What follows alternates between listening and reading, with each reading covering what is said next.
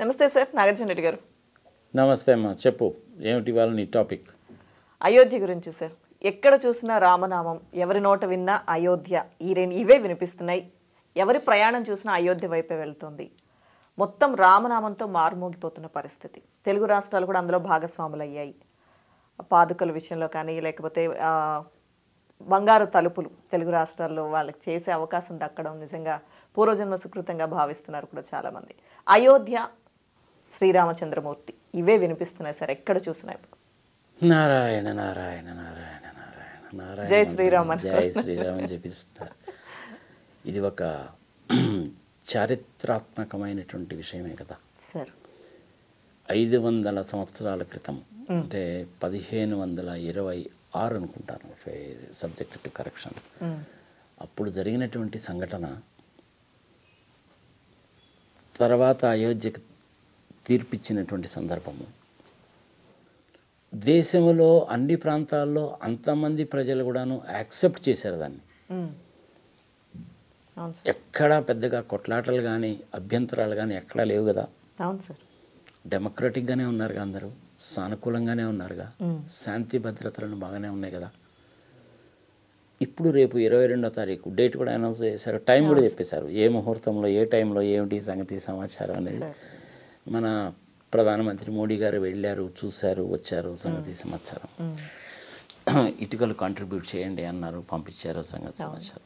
యాక్చువల్గా అది 1500 కోట్లు అవుతుంది అని అనుకున్నారట.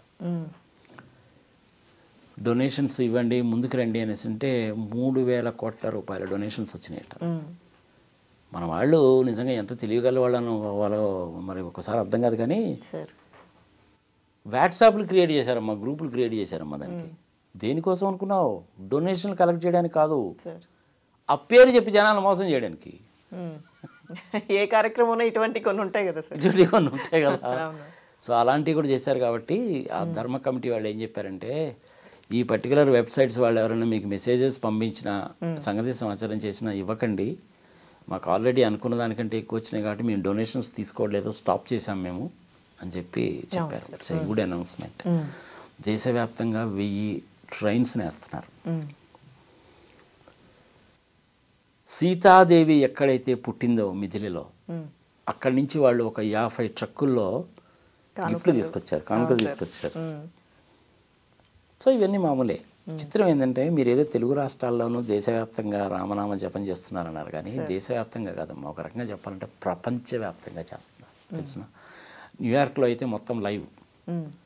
సౌదీ అరేబియా లాంటి ముస్లిం దేశాల్లో కూడాను సహకరిస్తున్నారు. కువైట్, ఇరాన్, ఇరాక్ ఇట్లాంటి దేశాల్లో, ఈవెన్ మాల్దీవ్స్లో కూడా. నిన్నగాక మొన్ననే కదా వాళ్ళతో మనకు తగాదు వచ్చింది, అయినా కానీ మళ్ళీ వెనక్కి తగ్గారనుకో, దట్స్ డిఫరెంట్ థింగ్. సరే, ఈ రకమైనటువంటిది ఈవెన్ శ్రీలంకలో కూడా చేస్తారు, ఎందుకంటే రావణాసురుడు అక్కడే ఉన్నాడు, సంగతి సంవత్సరం కంటే అక్కడ. ఇది ఒక తెలుగు రాష్ట్రాలకి, దేశానికి కదా, ప్రపంచానికి అంతా కూడా. What is what, who is who అనేటువంటిది ఇప్పుడు నిజంగా ప్రపంచానికి తెలుస్తుంది. హిందూ మతం అనేటువంటిది ఎంత గొప్పది, ఎన్ని సంవత్సరాలైనా ఎలా వెయిట్ చేస్తారు అనేటువంటిది ప్రపంచానికి తెలియజేస్తారు అనమాట. పర్సనల్గా నన్ను కనుక అడిగితే, నా ఉద్దేశంలో చెప్పాలంటేనమ్మా, to the best of my knowledge and belief and what I have seen in the past 60 years right from my childhood, Hinduism is not a religion.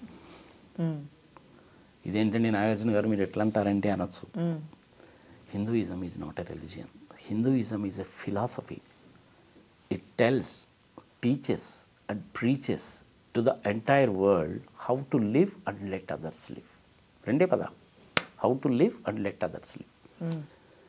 ఒక మానవ మాత్రుడిగా నువ్వు ఎలా జీవించాలి, ఎదుటి వాడితోటి కలిసి ఎలా జీవించాలి, నీ చుట్టుపక్కల ఉన్నటువంటి ప్రకృతితోటి, ఆ ప్రకృతిని ఆనవాలుగా చేసుకొని నివసిస్తున్నటువంటి 84 లక్షల జీవరాశులతోటి ఎలా ఉండాలి అని చెప్పడం అనేటువంటిది హిందూ మతం. అది మతం కాదు, ఇట్స్ ఎ ఫిలాసఫీ. ఫాలో అవుతారా, ఫాలో అవుతారా మీ ఇష్టం. హిందూ మతంలో నుంచి పుట్టినటువంటిది బౌద్ధ మతము చైనాలో, కొరియాలో, జపాన్లో. అవునా? యాక్చువల్గా అక్కడ ఉన్న పాపులేషన్ నన్ను మన దేశంలో ఉండే హిందూ పాపులేషన్ తీసుకుంటే మనకంటే వాళ్ళే ఎక్కువ ఉన్నారు. ఒక 80 కోట్ల మంది మన ఇండియాలో హిందూస్ ఉన్నారని అనుకుంటే 90 కోట్ల మంది అనుకుంటారులే. 140 కోట్లు కదా పాపులేషన్. సార్ ఒక 20-25 కోట్లు ముస్లిం పాపులేషను, ఒక 4-5 కోట్లు క్రిస్టియన్ పాపులేషన్, మిగిలిన కనుక తీసేస్తే మినిమం 100-110 క్రోర్స్ అయితే హిందూస్ ఉంటారు. ఈ హిందూస్ పాపులేషన్ కంటే కూడాను జపాను, కొరియా, చైనా లాంటి దేశాల్లో ఉండే పాపులేషన్ అయితే ఎక్కువ కదా. సార్ చైనాలో బుద్ధిజం తప్ప ఇంకోటి లేదు కదమ్మా. యాక్చువల్గా హిందూస్ కంటే బుద్ధిస్టులు ఎక్కువ ఉన్నారు. ఆ బుద్ధిస్టులు అనేటువంటి వాళ్ళు ఎక్కడి నుంచి వచ్చారంటే హిందూ మతంలో నుంచి వచ్చారు. జైన్స్ అలాగే కదా, అవునా కదా. అవును సార్. సరే, ప్రపంచవ్యాప్తంగా పాపులేషన్ కనుక తీసుకుంటే 800 కోట్ల చిల్లర పాపులేషన్లో మెజారిటీ ఆఫ్ ద పీపుల్ అందరూ కూడా క్రిస్టియన్సే.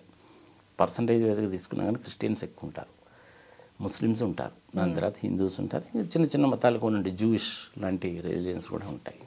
It's all together different thing. ఈ మెసేజ్ అనేది ప్రపంచవ్యాప్తంగా పోయింది. అవును సార్. మరి ఇందులో మన తెలంగాణ రాష్ట్రం నుంచి కాంట్రిబ్యూషన్ ఏంటి? ఆయనకు పాదకులు మన వాళ్ళు చేసి ఇచ్చారు. మన వాళ్ళు చేసి ఇచ్చారంటే మన తెలంగాణ రాష్ట్రం నుంచే అక్కడ ఉండేటువంటి డోర్స్కి బంగారు తాపడాలు అవి కూడాను మన వాళ్ళు చేసినటువంటి. ప్రతి రాష్ట్రం కూడాను కాంట్రిబ్యూట్ చేసింది. మరి జమ్మూ కాశ్మీర్ నుంచి ఏమొచ్చిందండి అని మీరు అడగచ్చు. నాకు ఎంతవరకు ఎక్కడ ఇన్ఫర్మేషన్ లేదు, ఐఎమ్ సారీ. ప్రధానమైనటువంటి శిల్పి అయితే మటుకు కన్నడ అతనేగా నాకు తెలిసినంతవరకు. వాళ్ళ ఫ్యామిలీ అంతా కూడాను 3 తరాల నుంచి అందులోనే ఉన్నారు కాబట్టి వాళ్ళే చేశారు. ఎక్కడ కాంక్రీట్ వాటర్ లేదమ్మా. అవును సార్. సిమెంట్ కానీ కాంక్రీట్ కానీ ఎక్కడ వాటర్ లేదు. అన్నీ కూడాను గ్రానైట్ పిల్లర్స్, కొన్ని రెడ్ కలర్ స్టోన్ ఉండేటువంటి ఇవన్నమాట. మక్రానా మార్బుల్ వాడారు, రాజస్థాన్ నుంచి తెప్పించింది వాడారు, దేశంలో ఉన్న డిఫరెంట్ ప్రదేశాల నుంచి తెప్పించినటువంటి చేసి చాలా జాగ్రత్తగా కార్వింగ్స్ చేసి చేశారు. 2500 సంవత్సరాల వరకు ఈ టెంపుల్ చెక్కు చెదరకుండా ఉండాలి అనేటువంటి ప్రధానమైనటువంటి ఉద్దేశంతో చాలా సెలెక్టివ్గా చేశారు. ఇంకా పూర్తి కాలేదమ్మా, అది మొత్తం 3 అంతస్తులుగా ఉంటుంది. ఇప్పుడు పూర్తయినటువంటిది 1 అంతస్తే. చాలా విశాలమైనటువంటి స్థలంలో నిర్మిస్తున్నారు. మధ్యలో గార్డెన్స్, అవి ఫౌంటైన్స్, సంగతి చుట్టుపక్కల ఇంకా కొన్ని దేవాలయాలు అన్నీ రెడీ చేస్తున్నారు. సో ఇది ఒక అద్భుతమే. 500 సంవత్సరాల కింద ఎలా ఉందో మనం ఎక్కడో రాస్తేనో అక్కడో చదివాము కానీ మనం చూడలేదు కదా. అప్పుడు టెక్నాలజీ వేరే, ఇప్పుడు టెక్నాలజీ వేరే. కానీ అప్పుడు ఉన్నటువంటి మెటీరియల్సే ఇప్పుడు కూడా ఉన్నాయి కాబట్టి అదే టైప్ ఆఫ్ మెటీరియల్స్నే వాడుతున్నారు. కాంక్రీట్ కానీ సిమెంట్ కానీ ఎక్కడా లేదు, గుర్తుపెట్టుకోవాలి, ఇంక్లూడింగ్ రూఫ్స్తో సహా కలిపి. ఇది ఇట్స్ గోయింగ్ టు బి అనే అంటే ఒక చారిత్రాత్మకమైనటువంటి విషయమే కాక ఒక చారిత్రాత్మకమైనటువంటి కట్టడం కింద కూడా ఇది నిలబడిపోతుంది. విచిత్రం ఏంటంటే ఇది మోడీ గారి హయాంలో చెప్పుకోవడం అనేటువంటి జరగడం అనేటువంటి ఆయన అదృష్టం. మొదలుపెట్టిందేమో ఎల్కే అద్వానీ గారు, కడుతున్నది ఓపెన్ చేస్తున్నదేమో ఈయన. ఇక్కడ కూడా మళ్ళీ ఒక చిన్న కాంట్రవర్సీ వస్తుందమ్మో. రేపు అక్కడ 22వ తారీఖు 10 గంటల 12 నిమిషాలు అది మొత్తం ఏదో ఉంది కదా.